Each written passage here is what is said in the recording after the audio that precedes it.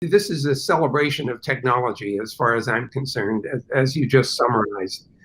So maybe what we should do, Paula, I don't know how much Sigrid and Donna know about your story, so maybe each of you might just tell briefly how you ended up with cochlear implants and when, and then we can go from there, I think, with talking about what works and what doesn't work and what you hope for in the future.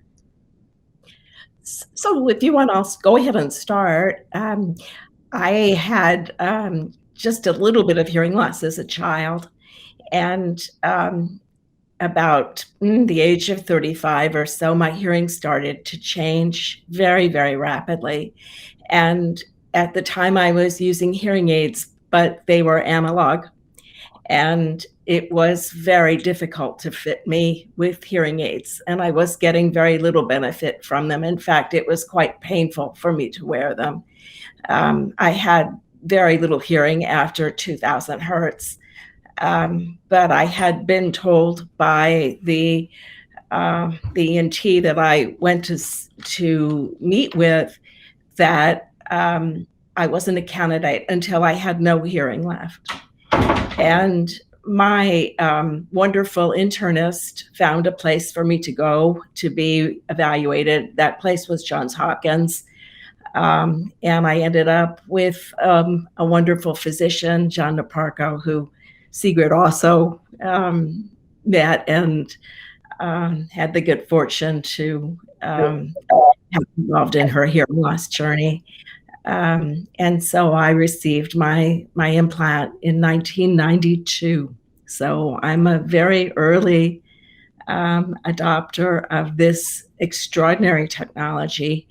At the same time that I received a CI, I then took the helm of an organization which used to be called SHHH, is now called Hearing Loss Association of America, and have since been involved in a range of different nonprofit and for-profit organizations in the field.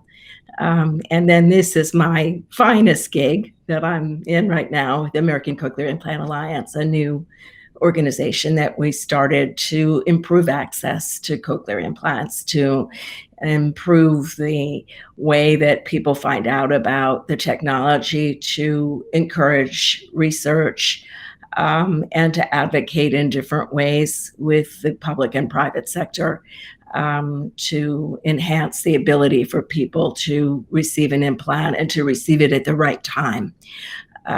So that's kind of my story. Thanks so much, Donna. That's a beautiful summary in a very short amount of time. That's extremely well done. Sigrid, would you like to summarize your experiences and try to be as brief as Donna?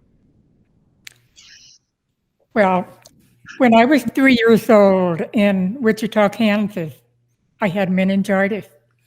That was the end of my hearing. The hearing loss was approximately 90 to 95 dB in my good ear.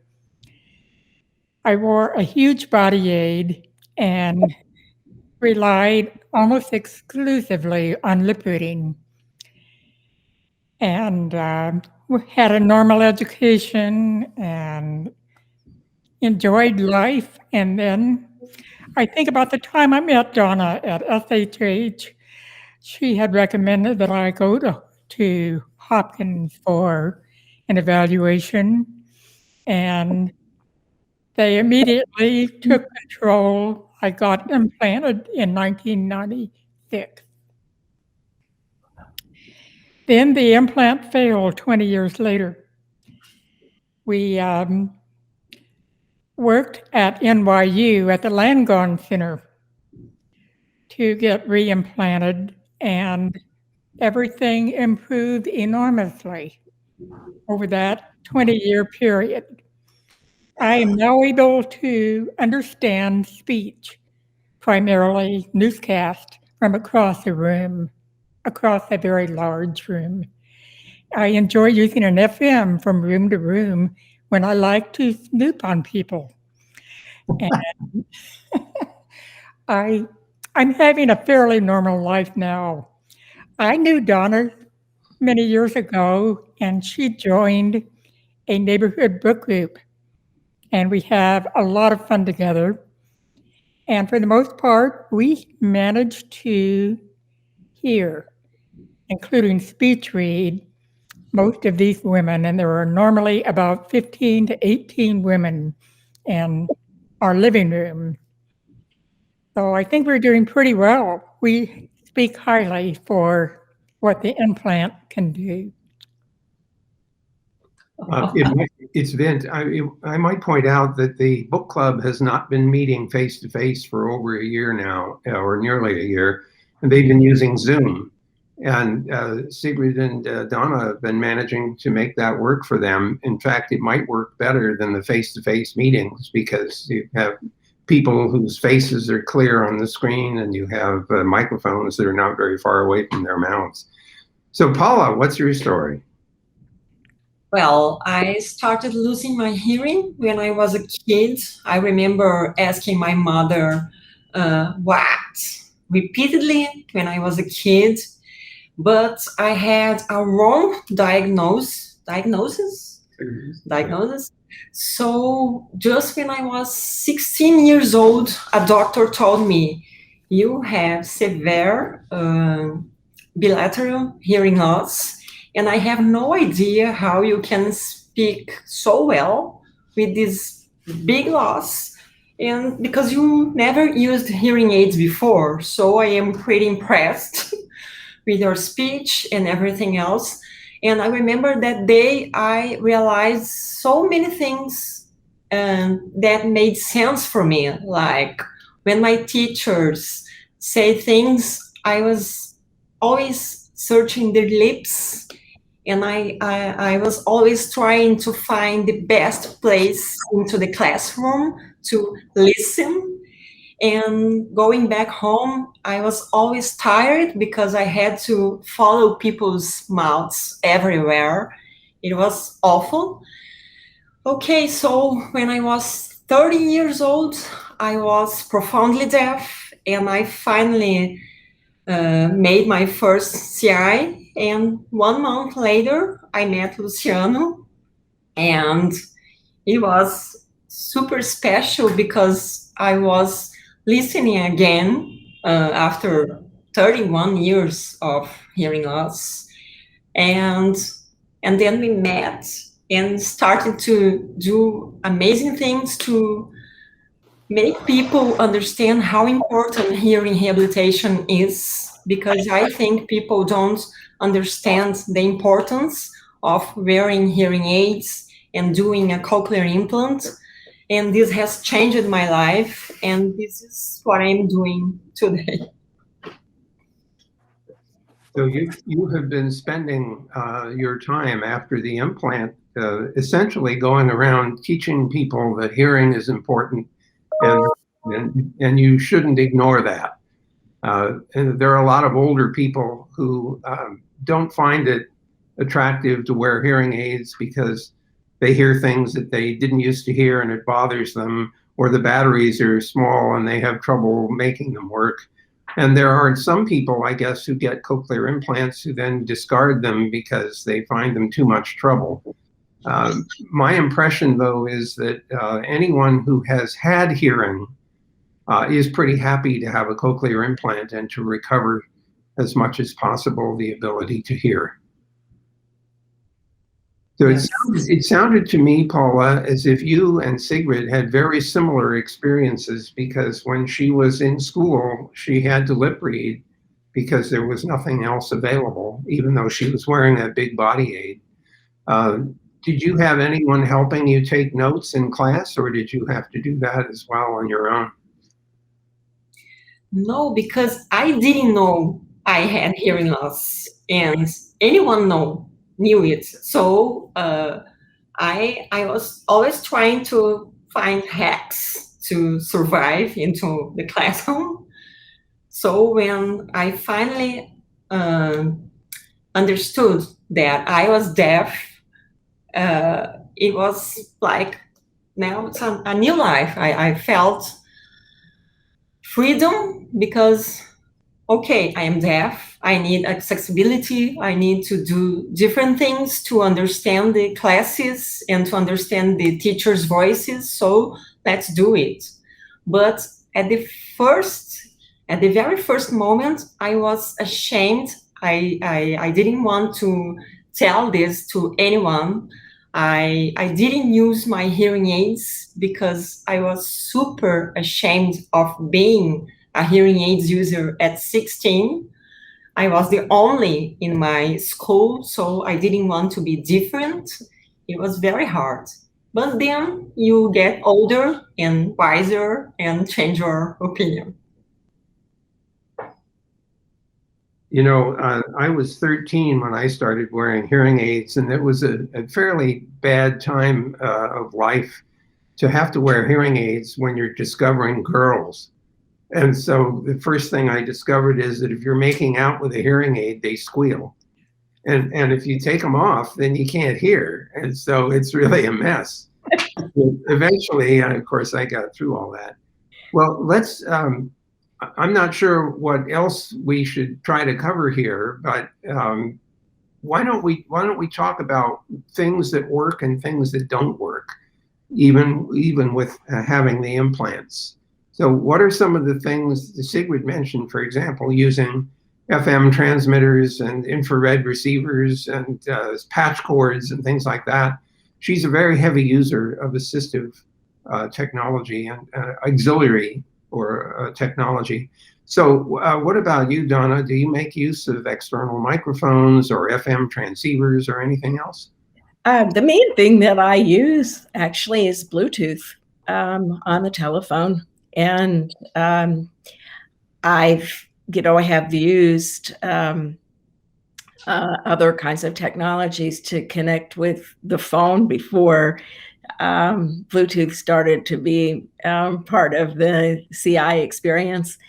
And so I actually use that a lot. And then I have another type of Bluetooth that I can use, for example, with the TV. And so I can have the TV transmit directly into my sound processor. I can use that if I'm flying somewhere really, for a long time and I want to watch a movie. So I can connect in and have the sound go right into my sound processor. I find that at the theater, for whatever reason, I don't like the assistive listening device sound quality.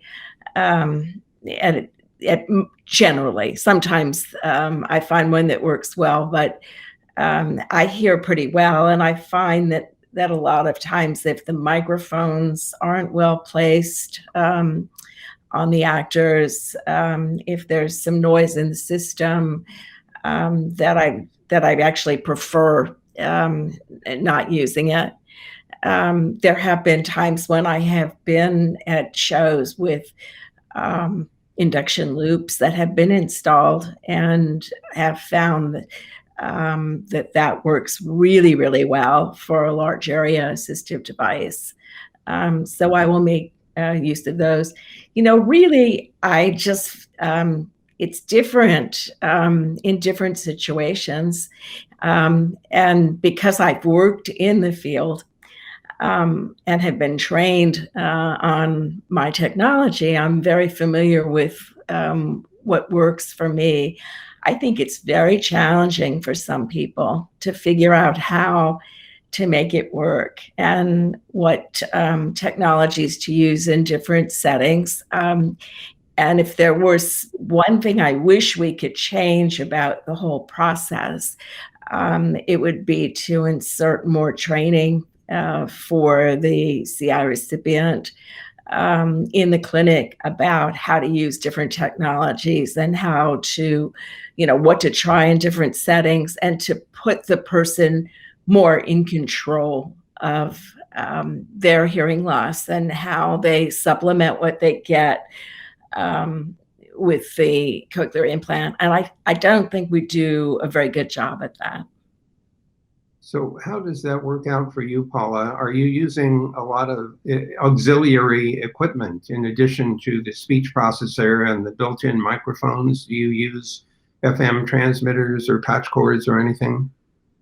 To be honest, no, I don't use it. This CI processor I have, it connects directly to my cell phone, so I don't need any extra device. And background noise is a problem for me. I can't understand what people say when there is background noise. Every situation with this kind of background noise makes me feel very insecure. And I would say that something I love about this CI is that I can turn it off because we have 4 children at home screaming all the time. So I think the best part of this technology is having the choice to turn it off. Maybe it is me, but Yes.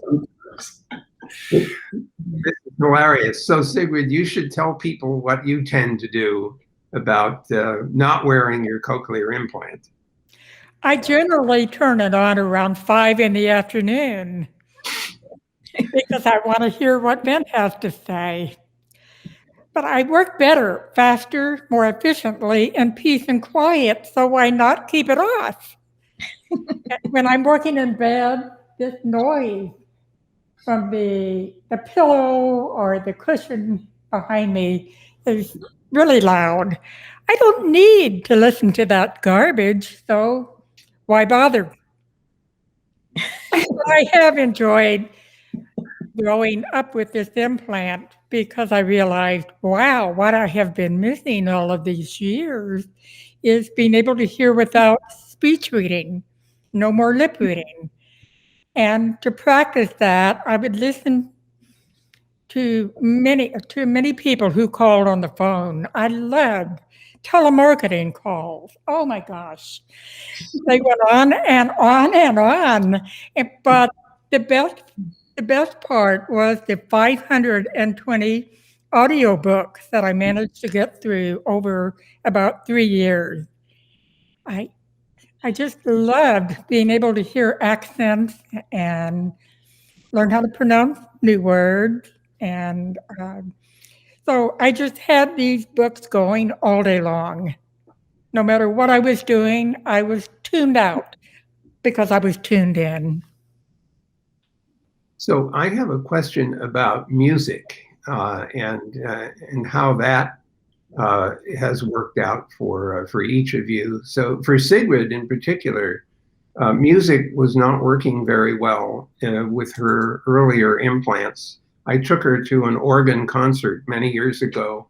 The organist was playing a Bach concerto, and Sigrid reported that it sounded like a garbage disposal. So we left the concert. And more recently, though, with the most recent implant in 2019, with the latest technology, her acuity for music, even complex music, whether it's Bach or Wagner or something, Beethoven, has improved dramatically. And so I wonder whether Paula and Donna, you are able to listen to music, and if so, what kind of music works for you?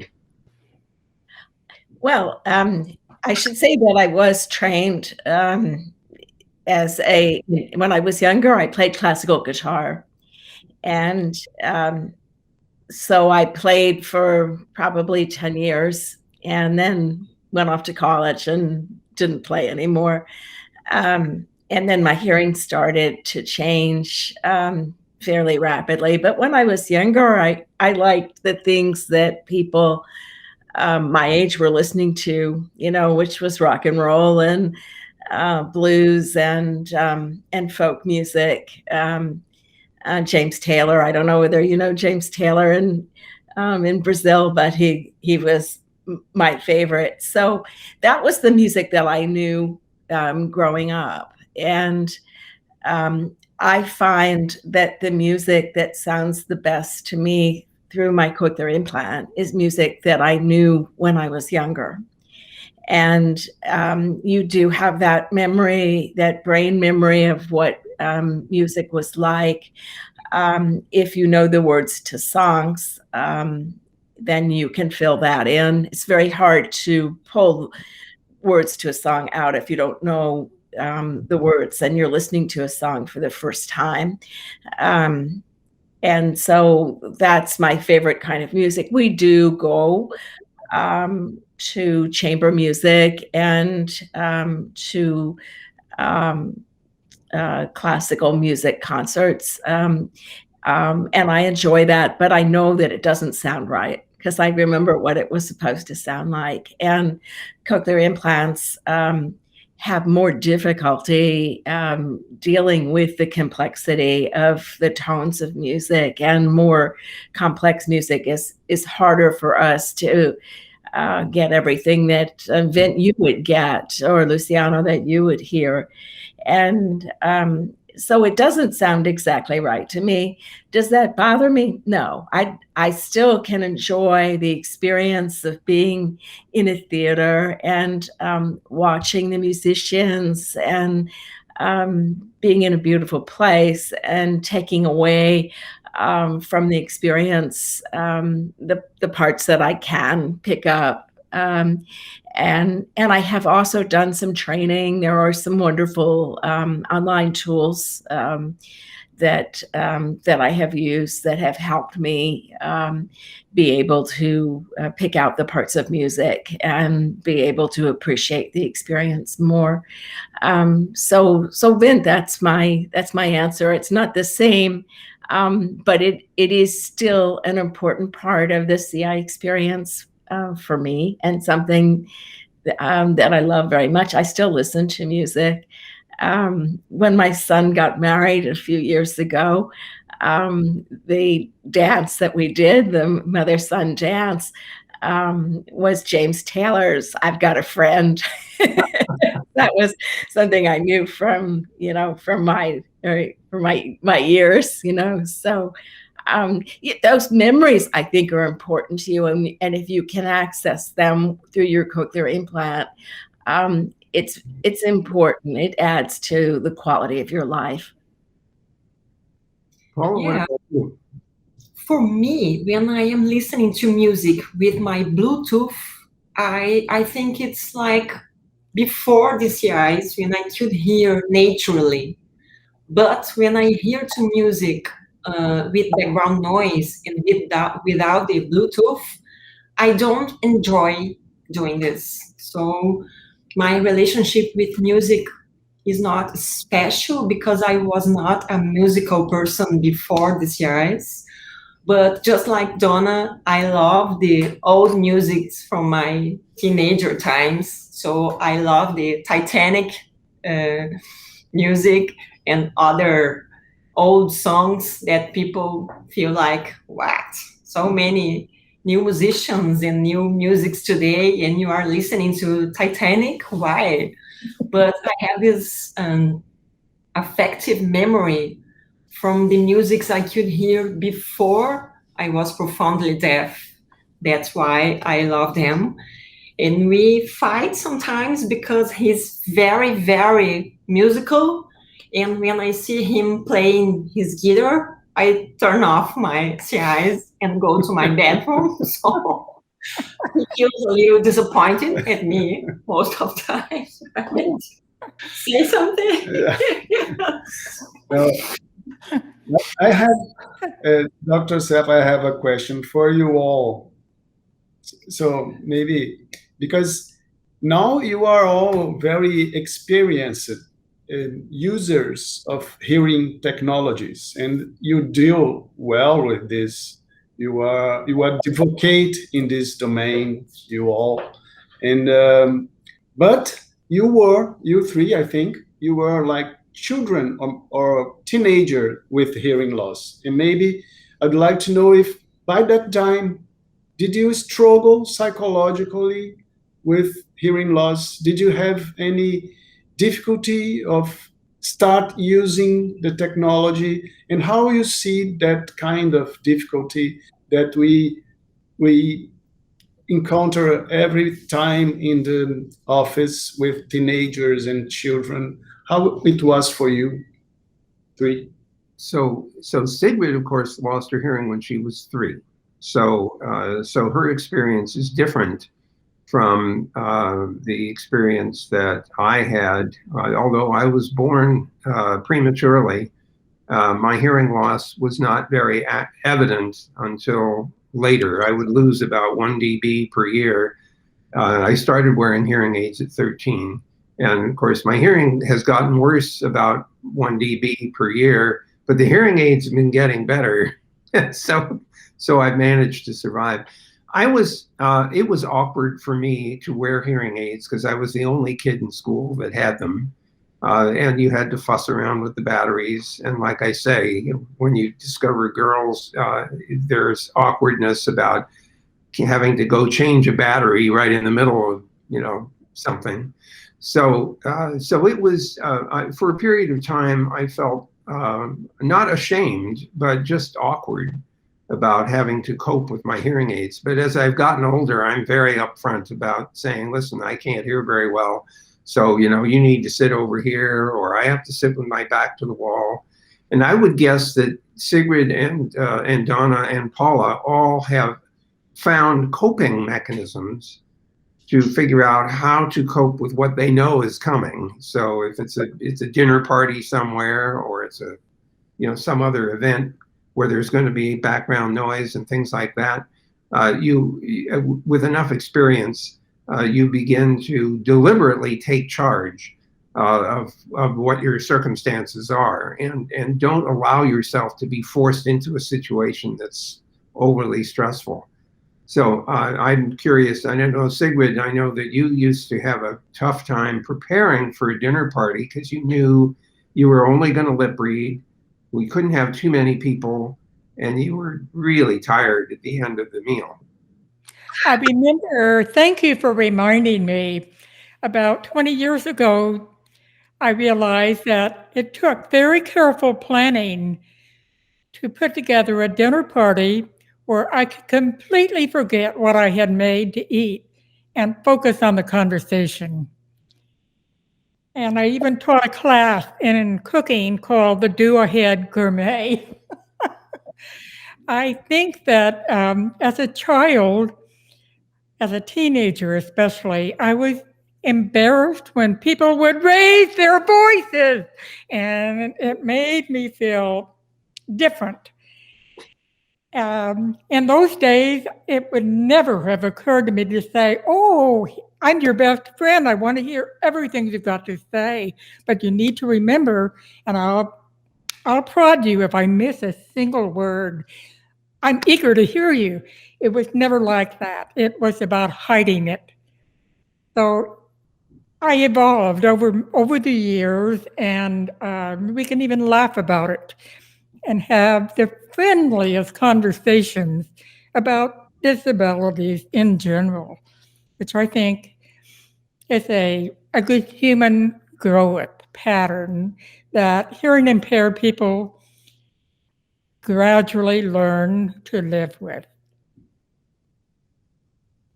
Paula, what about you? I remember when I had just one CI, when we went out for a dinner, I had to choose the perfect place to be. So it must be behind the walls because of the background noise. And that time, just with my right CI, I was always positioned like, how do we say this in English? Satellite, yeah. Because I needed to understand what people were saying to me in a dark place, in a noisy place.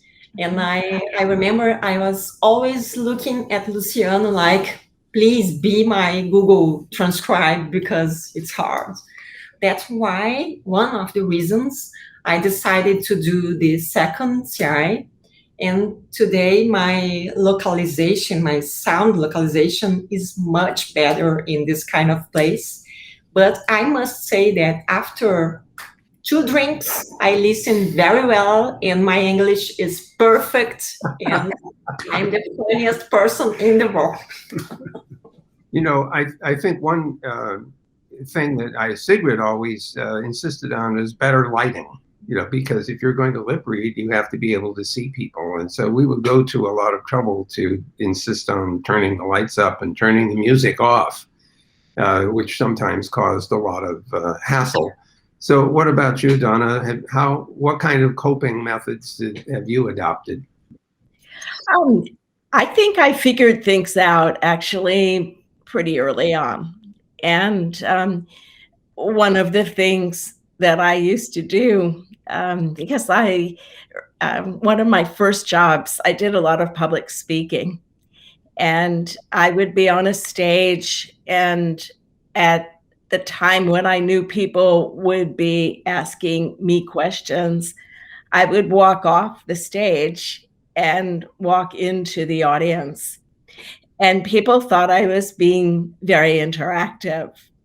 But in reality, I was just trying to get close enough so that I could hear them and see their lips. I do exactly the same thing. Yeah, people just thought I was such a great speaker because I would do this. You know, I was just comfortably in amongst them and moving around while I was talking. And I always had to have a mic in my hand, you know, a remote microphone. So that would always be specified if I was going to be giving a talk somewhere. So I figured that out pretty quickly. I figured out where to sit in a room, you know, so that I could hear people. I was working in a consulting capacity before the Americans with Disabilities Act. Before there were mechanisms to help someone in different settings. Vint, you would appreciate this. My husband went and set up, before there was an internet, a chat mechanism with one of my clients who was about an hour and a half away. And that's how I would talk to him because our relay services were so abysmal at that time. You know, you never knew who you were going to get to type for you and if you would find someone or if you would be waiting. So I used technology even at that time.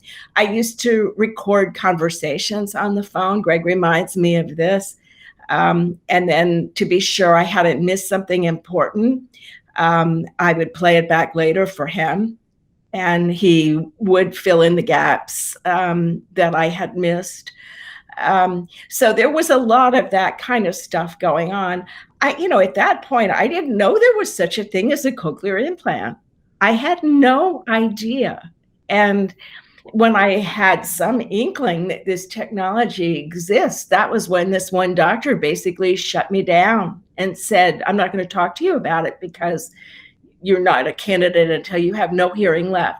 She never tested me. You know, you're supposed to test someone in best data to see how they're doing with senses. She never did that. She just decided that I wasn't a candidate. So in my case, my internist was the one that did the research for me and told me where to go and told me who to see. And he became an advocate for cochlear implants for his patients. He kept materials in his desk drawer, and if he saw someone who he thought needed one, he would send them to me to talk to, and he would give them, information about where to go. I really feel like the awareness piece, at least in the US, is what is keeping people away from this technology. And unfortunately, the people who dispense hearing aids are not telling people that they're candidates.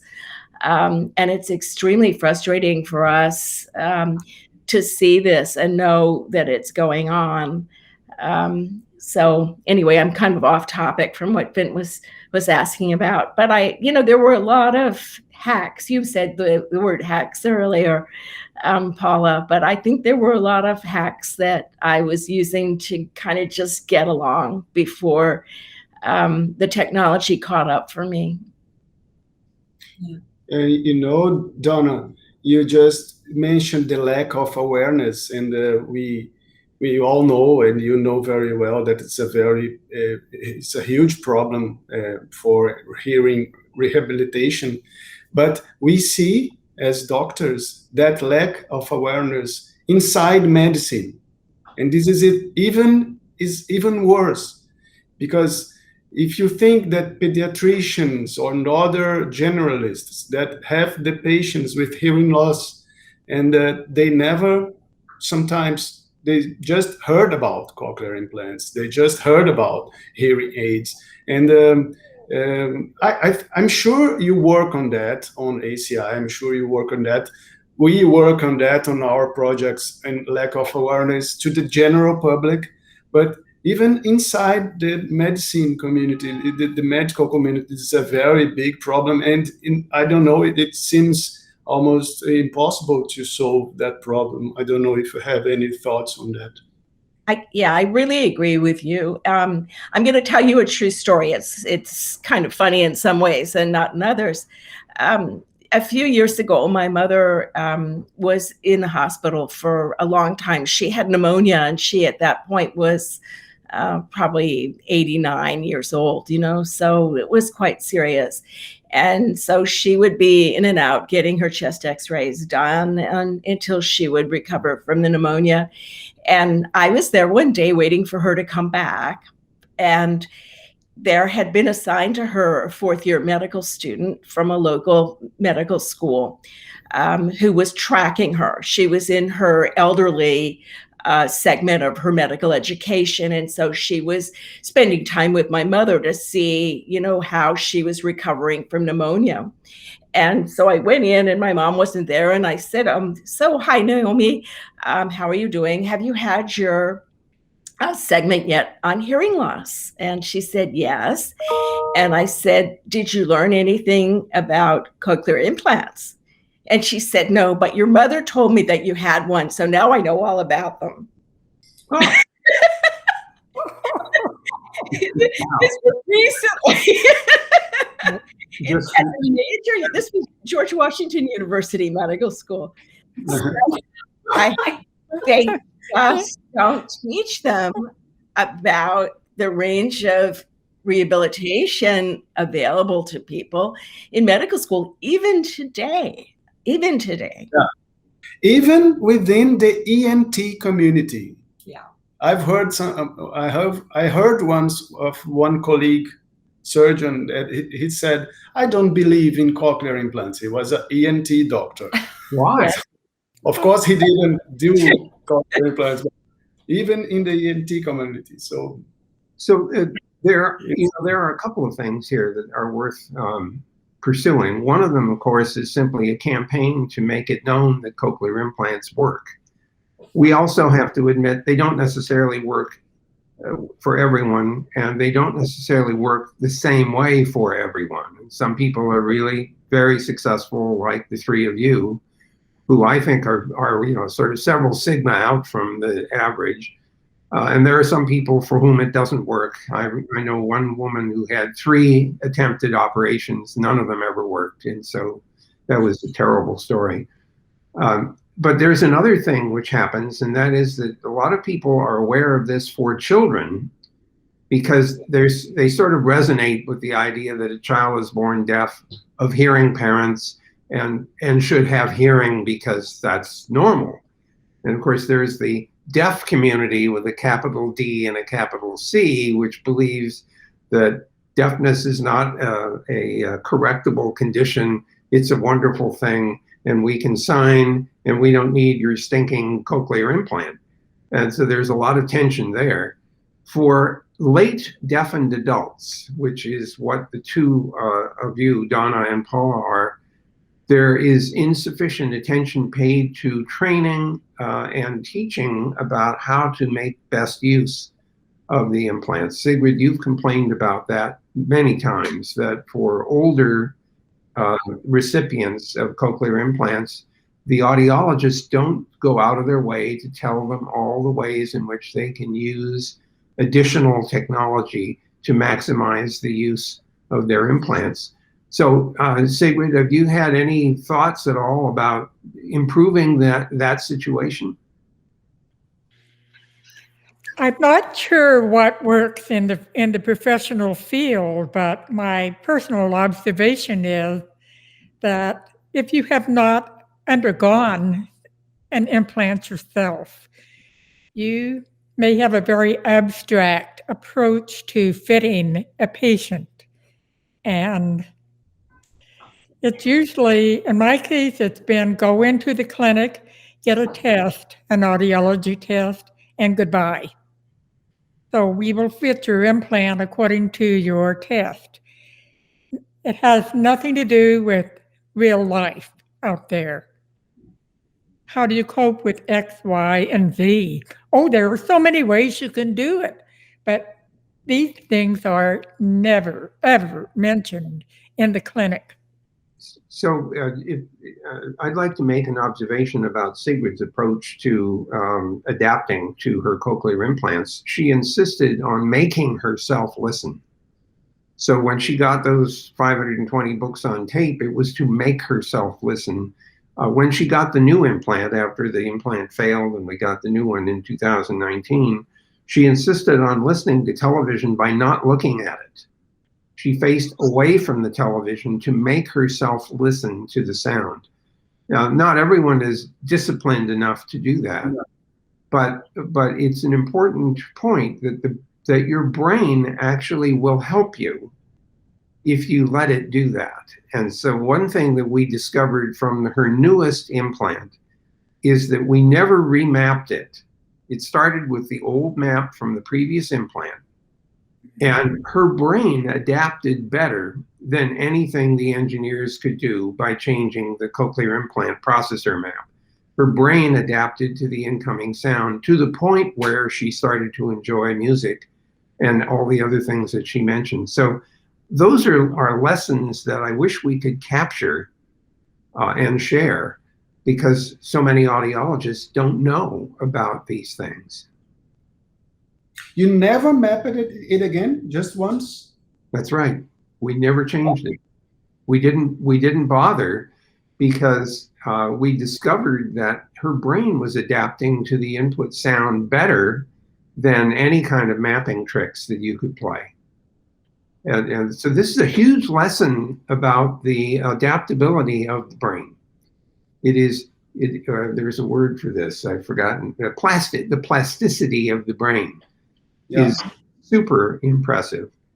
And so we should pay attention to that and take advantage of it. I have one other point to make, and that is that when we were up in New York, getting Sigrid fitted with her new implant, the audiologists had never met anyone who used auxiliary equipment as intensely as Sigrid does. They had no idea that patch cords were useful. We had to go out of our way to get little microphones on cable properly configured for the implant, which turned out to be a non-standard thing. But they were just completely oblivious to this. So most of the implant users were being told, oh, you can hide this under your hair and nobody needs to know that you're wearing a cochlear implant. And of course, Sigrid's reaction to this is, are you nuts? I'm going to use every possible thing to capture every available decibel. So, buzz off. We're going to run out of time in 3 or 4 minutes, according to my calendar, although we could go on a little longer beyond that. What have we not talked about that any of you think we should discuss? Vince, I have a question for you, a special question from our community members. Why do we have so few people with disabilities in leadership roles, and how do we change that? This is a question that Google has been asking itself ever since I've been with the company. It's 15 years now. And I'm happy to say there is a growing appreciation at the top levels of the company that disability it does not mean you can't do the work. It might mean you might not be able to jump over a 6-foot pole or something, but it doesn't mean you can't do the work. And so there's a growing appreciation for this, this realization. The second thing is that you have to go out of your way to accommodate people, even to find them and to meet them and to interview them. You have to, if they need assistive technologies, they need to tell you that. And too many people are afraid to say anything about a disability they might have because they think that they won't get hired. And so it's one of those catch-22 things. Companies have to go out of their way to say we want to accommodate people with disabilities. This is not a black mark or a check or something in your job interview, but you have to walk the walk. You really have to accommodate. And there's a very peculiar thing which is happening right now here in the US and elsewhere, and that's this privacy issue is colliding with people's willingness to share information about disability, because you're not supposed to ask. And it's sort of like having an interview on the telephone and asking somebody, and what color is your skin? And so you're not supposed to ask. And so you can't say, do you have a disability? And since you're not allowed to ask, how the hell do you ever know, especially if the person doesn't want to tell you? So we have to find a way to make people feel comfortable saying something about disabilities or the possibility of needing accommodation. And you need to be very upfront about that. So we're working on that with our interview process. And when we tell people, come and tell us about yourselves, we say, if you have a disability, don't be afraid to tell us about it. We want to accommodate. I remember some recruiters trying to call me insistently, and I was like, can you write me an email or send me a WhatsApp or an SMS message? Why do you need to call me? I can be walking on the street in a background noisy environment. So it's hard because I think there are so many things we need to change, but sometimes I feel we don't have the allies to do that, because people talk a lot about diversity and inclusion today, but they don't talk about people with disabilities or accessibility. Last week, I had to explain to 4 journalists why accessibility matters. Like, do I have to explain to you why I need captions, why this is important? But I feel people don't understand this, people who don't have a disability. So it's very hard to fight against this system. And here in Brazil, when you say, okay, I have a disability, they offer you the worst job with the worst salary, and you have no chance to have a better job in the same company with time. Well, one thing that I think we can do at Google is to, in fact, celebrate our leadership, and particularly if they have disabilities, to be upfront about that. But that means everybody has to be comfortable admitting or saying that they have a disability, and that's been a huge challenge. So you just have to keep hammering away at this point. I mean, Sigrid and I don't do business with people that don't do email. We basically, we say, we don't want to have anything to do with you. If you can't do email, we'll find somebody else. Yes. You want to say? That's okay. Yeah. In Portuguese. I apologize, but I have to go off on another call. So I need to end the recording here. It will take a few hours for the recording to be processed, and then I'll make it available to all of you to download and make use of however you want to. Okay. It's okay. If that's Can for we picture everyone together? Because this is a historic moment for me. I'm super happy. Well, I'm glad that we did get together. This is special. Okay, I'm going to stop the recording now.